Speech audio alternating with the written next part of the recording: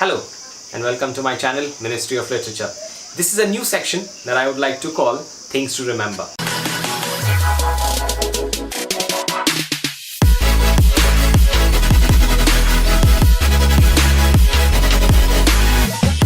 Today we are going to talk about one of Greece's most famous philosophers, Plato.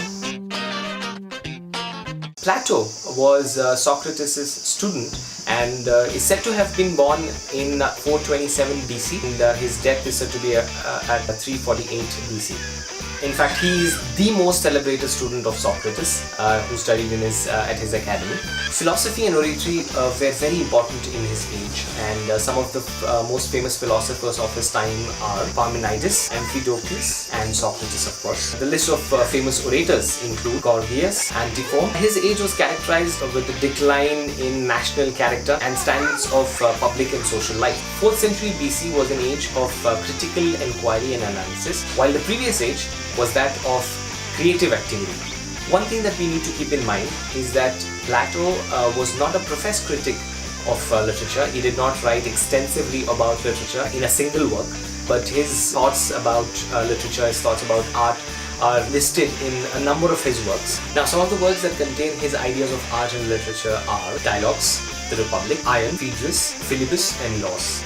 His criticism is part of an extensive approach to literature, and it involves an examination of the moral, ethical and historical effects of literature on the society. Please note that his criticism, his ideas, his thoughts do not look at the intrinsic value or the form of the literature itself, but as a recognition of values that shape social attitudes and the society. We can look at his criticism in three parts. The first one will be the attack on art, or his ideas about art. Before we look into his attack on poetry, his attack on drama, we need to understand his views about art itself. In his Republic, he mentions the theories of ideas, and he says that ideas are the ultimate reality. Now, things that are physically present are first conceived in ideas, so that's why an idea is the ultimate reality, and things themselves are basically the imitation of those ideas, hence they are once removed from reality. Art, which includes literature, painting, sculpture, etc., they reproduce these things, and that's why they are twice removed from reality. Alright, so now let's move on to his views on poetry, his attack on poetry. The first important point that he mentions is the poetic inspiration. He says that poets do not spend a lot of time thinking about what they are writing. They have this inspiration that is filled in them by these muse. These sudden eruptions of ideas, of emotions are not reliable. However, he also says that the poet's thoughts, poet's ideas do contain a certain amount of truth, but they have to undergo a test of reason, and only then they can be categorized as truth. Now, these are the reasons he says poetry cannot take the place of philosophy. The second attack is because of the emotional appeal of poetry. He says that poetry appeals to the emotions because it's a product of inspiration rather than reason. It appeals to the heart rather than the intellect. He illustrates this point using the tragic poetry of his time, and he says that such poems where weeping and wailing indulge in appealing to the audience to move the spectators is not the right thing to do.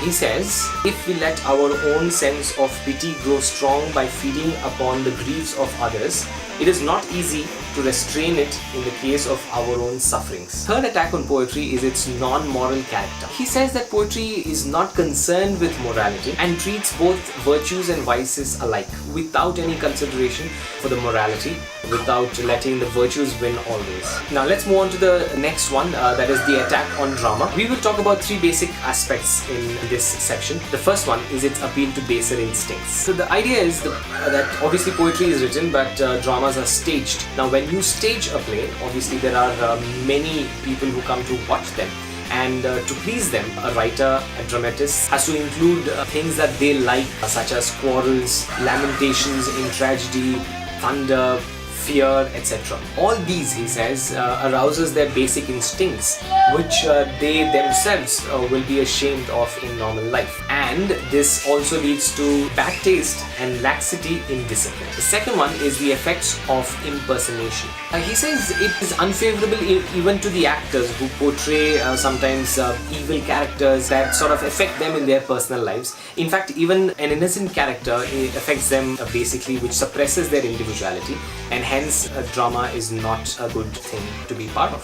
Number 3 is the tragic and comic pleasures. He also talks about the pleasure that is derived out of tragedy and comedy. He asks a very important question of what is it that causes or that induces pleasure when you witness a tragic drama? Is it another person suffering that you are able to derive a pleasure out of? He says human nature is a mixture of a variety of feelings which include jealousy, anger, fear, grief, etc. But when something is indulged in a little too much, it actually arouses pleasure. In comedy, which is satirical comedy of his times, he says audience derive pleasure because of what they see on the stage. So they see a coward behaving like a brave man, a fool behaving as a wise man, and a cheat as an honest man. So, similar characters like these give a pleasure. Something that is not real is portrayed, and this laughter is not the right thing because it laughs at another person's weakness, and hence it is something that he did not approve of. Right, so these are the things about Plato that we have to remember. This series is just an attempt to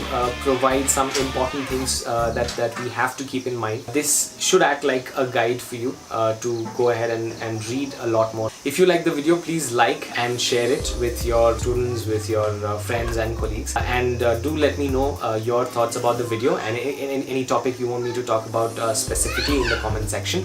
Please also subscribe to the channel to keep receiving more videos on literature.